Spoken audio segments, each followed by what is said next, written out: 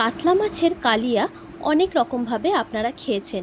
একবার এভাবে বানিয়ে দেখুন, খেতে কিন্তু দুর্দান্ত লাগে। তো আমি এখানে কাতলা মাছের পেটি নিয়ে নিয়েছি, আপনারা চাইলে গাদার পিসও নিতে পারেন। মাছটা আমি ম্যারিনেট করে রেখে দিলাম। এবারে আমি কিছু মশলা তৈরি করব।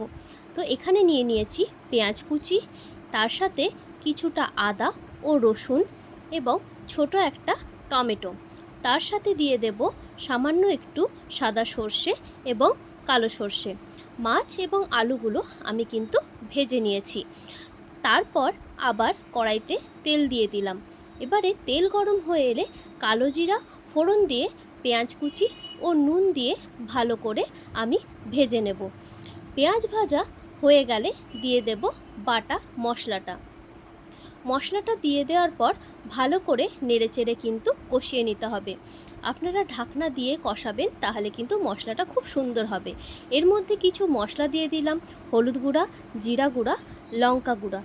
তারপর সেটা দিয়ে আবার ভালো করে নেড়েচেড়ে মশলাটা কষিয়ে নেব।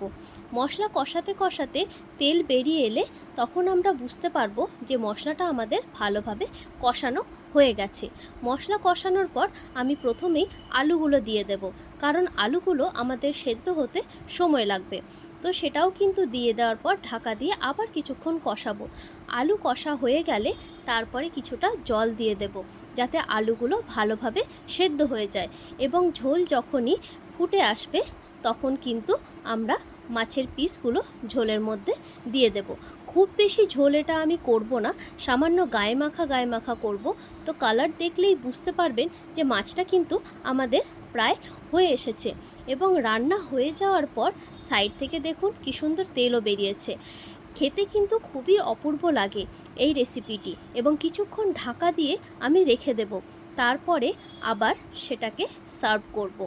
তো আমার কিন্তু কাতলা মাছের কালিয়া কিন্তু তৈরি। আপনারা কিন্তু বাড়িতে অবশ্যই এভাবে একবার বানিয়ে দেখবেন, খেতে কিন্তু অপূর্ব সুন্দর লাগে।